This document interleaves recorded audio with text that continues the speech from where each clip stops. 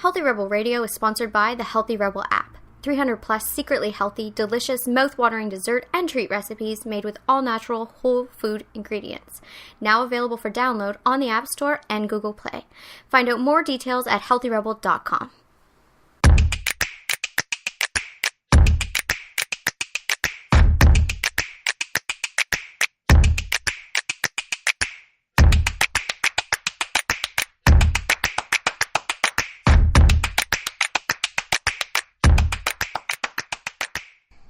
Welcome to Healthy Rebel Radio. I'm your host, Dr. David Dizer. I'm here with my Damien Health Healthy Rebel co-founder, Amy Lane. Good morning. Good morning. Just a few quick health and wellness stories to review today. We got to start with this first one because, I'm not surprised by it, but I think it's really important to go over. It's a study of children in a classroom, in classrooms where teachers are stressed. Basically, they use this burnout score. It's a questionnaire you can use to assess your levels of stress and then fatigue associated with stress. Mm-hmm.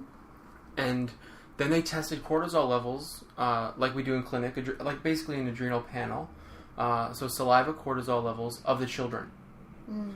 And what they found was the higher burnout scores for the teachers, the worse cortisol scores for the children. So their cortisol would be spiked like crazy. So that's associated with being in a stressed out state. Mm. So when teachers were in a stressed out condition, whether it be burnout or not, the kids had higher cortisol. Doesn't surprise me at all. No. Like the saying that we all grew up with, you are who you hang with, is 100% fundamentally true. You know, whoever you spend the most time around, whether it be coworkers, family members, friends, whatever those environments are, you are either going to take them on or they're going to take you on. Someone's being influenced. And it's such a good reminder because I think that we remember, we tell kids.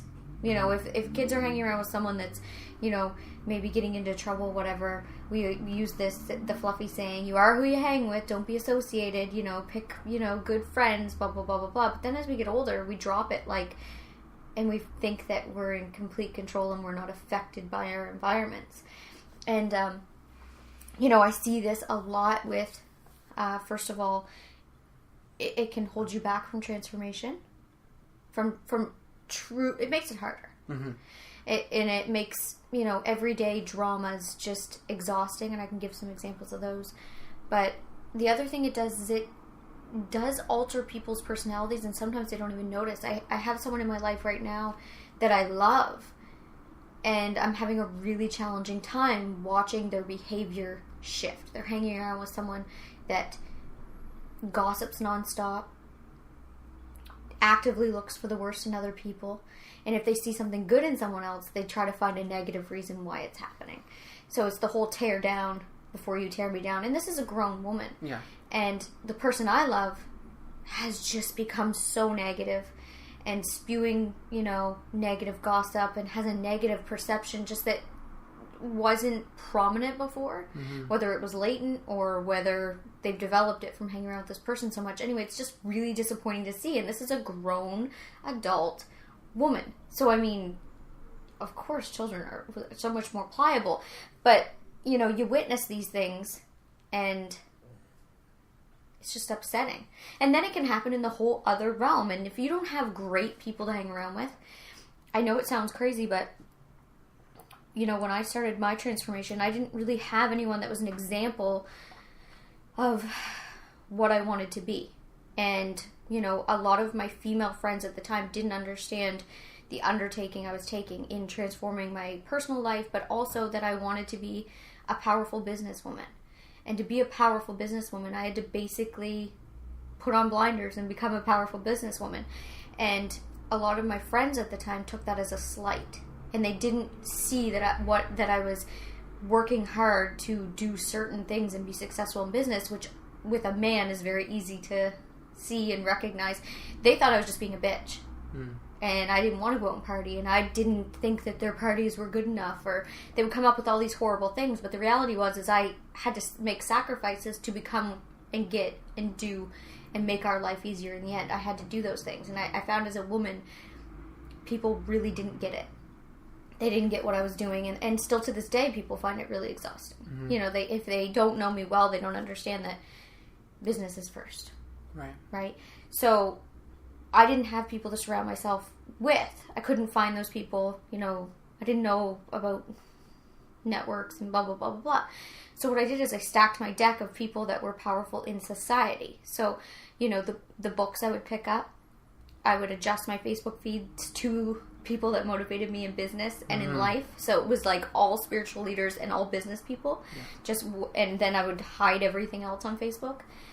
I stopped buying all, fashion and gossip magazines, and once in a while would pick up like a business magazine or whatever. Yeah.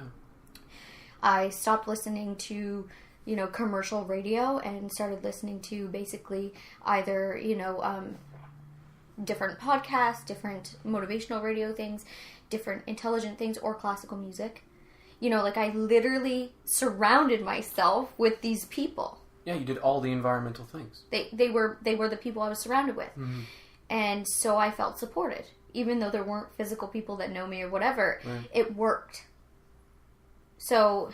It's huge. It does work. And, in the whole realm of, say, losing weight or changing your lifestyle, that was a whole nother aspect. When I first decided that, I'm the problem. It doesn't matter all these things that happened to me. Now I'm in the driver's seat. It doesn't matter. Nothing's ever going to get good unless I make it. Like, once I took away my victim story, and it doesn't mean you forgive people that have victimized you. It doesn't mean that your story isn't real. It isn't valid. It just means it doesn't really matter today. Mm-hmm. Today. In this moment. You have to make good choices. Or you're going to forever be a victim. You're forever giving that person the power. You're forever hurting yourself. You're holding yourself back. So once I had that flash of insight, I was still living in an environment where I was surrounded by friends and family that were not supportive to what I wanted to be. And it was harder. There's no way for me to deny that. Mm-hmm. My social situations, my family situations, and it was exhausting. There were a lot of slights. There were a lot of, tears. There were a lot of growing pains. There's a lot of friendships just dying off. And, that can be really painful when, you don't really have anybody else or that kind of thing. Or when family members, it adjusts and it isn't the same. And you realize that some people aren't there for your best interest, that people only like you if you fit into a certain box. And, it's sad. Especially when those behaviors of yours you realize are toxic, and that's what people are relying on for you to be. Mm-hmm. There's a mourning period. There's a change period. So it is hard. Like, change is challenging. A lot of people will email me and just be like, I know you're saying I have to do this, and I should limit my time with, in these environments, whatever, but it's hard. Well, yeah. Change is hard, mm-hmm. But the point is, it's worth it, and it gets easy. Yeah. And I completely agree. I've got people telling me, they've come in with high cholesterol and looking to lose weight and just cannot cut the cheese every day and the yogurt every day when they're having tons and tons of symptoms associated with them, and just saying, my lifestyle doesn't support this. It's like, well, the changes, they're not going to happen in this arena for you. But what people keep forgetting is you're not on a seat rolling through life. You are the one who's driving the ship. Right. Your lifestyle is what you say it is. Yes. Now, with this idea here, where I see the difference between what you've done and what some other people may be stuck with, is you've got this vision for what you want your life to be like, and you've got this vision for... So this is bigger than just stress, right? This is... you're very clear about what you want and what your path is. A lot of people, especially adults, when we get in the situation where we're around people who are stressed, it gives us high cortisol. It makes us feel alive. I mean, the examples you were giving before, a lot of times people get wrapped up in these relationships because it makes them feel something. Right. Yeah. There is emotion, therefore I am. Right. And if you don't have a vision... if you're not centered in who you are, and if you're not, basically if you're not happy, right? Then it's so easy to get.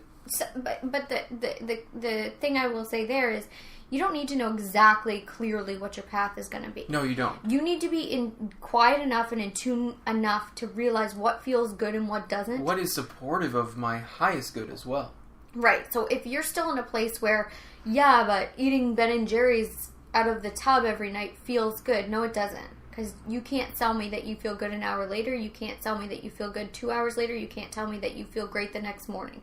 No. So that's just a childish way of looking at things. I'm not talking about instantaneous happiness that then brings on a tsunami of remorse. Mm-hmm. No, that's not happiness. Happiness is deep-rooted, something that feels good once it happens, and it continues to feel good. Mm. Like, say, getting out for your exercise. Like, I found it very challenging this last week with, the extra weight that I'm carrying, with the hormonal things going on. I found it really hard to work out, but I've done it. Yeah. And every time we're done and we're on our way home, my hands are swollen, I'm tired, I'm pretty much waddling up that last hill. And I'm like, I'm so glad we did this. I go to bed that night, I sleep like a baby. I wake up the next morning and I feel like $1 million. Mm-hmm. I already won. Yeah. Right? That's what feeling good is. Feeling good is making choices for yourself right now that are going to benefit you or someone else later. But it's true, and we're talking about situations where you have choices. These poor kids who are just being influenced by stressed out teachers. I mean, it's not the teacher's fault. They're going through their own things. But the kids that are forced into this situation, they're suffering negative consequences. Now, let's talk about the negative consequences of high cortisol. I mean, you've been there. Oh, my gosh. This go, go, go, go, go. Push yourself. This is what you can artificially set yourself. This is what we know now. You can artificially set yourself into this situation if you're hanging around with people who are really stressed. But the great news about this is if, they have a good home environment, or they have a good support system somewhere else, the stressed out teacher's pull won't be as, won't be the prominent energy, right? So, for instance, like, people listening to this are like, yeah, okay, great, I can, alter who I spend time with, I can alter my Facebook feed, I can do all these things, I can make great choices, but, like, I have to go to work. Yeah. And Sally, that sits beside me, is a negative Nelly. Yeah. But you are going to be the anchor in that situation, is what I'm trying to say. We all have to spend time. You set the tone. You set the tone, and they catch from you, or they don't. Mm-hmm. But you aren't shaken because you are firm, solid, and anchored in who you are, what your belief system is, and you don't get caught up in it. So if Sally likes to gossip about everyone, you just don't gossip with Sally. Mm-hmm. You direct the conversation. And if you can't direct the conversation, you don't talk. I mean, it's not magic. Like, you just don't participate. That's what I've found. And even if you have to do something as silly as set a goal for yourself for 1 week, don't participate in any negative gossip. That includes, if you hear gossip, you do not transmit it. Mm-hmm. That's one of the most important things. I can't stand these personalities that will come up to you and tell you something awful and be like, well, I just heard it. Yeah. No. You're transmitting it. You're just as guilty. You're just as bad. You're not clean here. It reminds me of the SNL skit where he's at the help desk or the weekend update desk and he's spreading the rumors. Yeah, he's like, but I just heard it. Yeah. Well. Yeah. You're spreading it. What are you doing? Like, You're contributing. There's no such thing as talking bad about another person and it not coming back for you. There's just no such thing. Yeah. You can't. It doesn't go for free. Then you're setting the tone as this person who's stressed. The consequences of this, my gosh, I mean, the reason we're bringing it up, of course, is because when your cortisol management is poor, it's very difficult to lose weight. Right. It just is. And there's so many other negative effects of being stressed, of course. And it's hard on the cardiovascular system. Right. One thing I want to say, though, about the coworker situation and directing the conversation and being weighted in who you are, and you're so filled up with who you are that other people's personalities don't affect you. The other way to look at that is, instead of being stressed about this coworker and be like, oh my god, I can't, like, they're ruining my life, they're making me, make it funny. Yes. That's something you and I do a lot. Mm-hmm. Yeah, we're lucky to have each other to bounce that off. I got that from Tony Robbins because it works. It really works for me. If you start to find humor in those mundane things that you can't control. Mm-hmm. You do all the stuff, you get centered in who you are, but then, you have to deal with those people that either are super negative or mean or whatever. If you start finding it funny, it can't touch you. It can't touch you because you think it's funny. It's entertaining. It's just like, whatever, funny. And then sometimes you have to be sympathetic, like miserable people are miserable. Mm-hmm. And visualizing sending them love before you go to work for like 3 weeks straight alters things. Yeah, that is beneficial. It really is. And just to keep in mind, like the nastier the person, as you perceive that they're nasty, the more hurt they are as a human being. There's mm-hmm. There's something off there. There's something wrong. Hurt people. They lash out. It's like a child, and if we could all visualize each other in that way and then have some compassion, but using humor and love, it alters everything. Definitely. Yeah. And I think that's important to instill in your kids too. Oh yeah. Well, and that's a great conversation for your child, if they are in a school situation and the teacher is stressing them out. First of all, the situation isn't permanent. Mm-hmm. It's something you just have to get through. We've all gone through the school system. You just have to get it done. You have to do your best, but you don't have to take it seriously. Yeah. Perhaps, sharing with them instead of saying, oh, so this teacher either, is right for acting like this or this teacher is wrong and they're a bad person. You could walk down the middle and be like, maybe they're going through something really hard in their lives and they don't know how to handle it.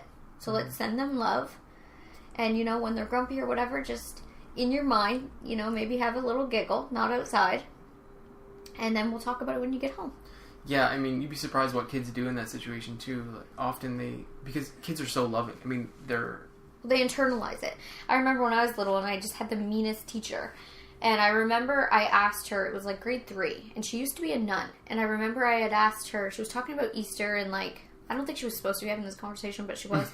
She was talking about Easter and what Easter was and all these things. And I raised my hand. I said, but what I don't understand is if Easter falls on like a Monday, is it then Easter Tuesday?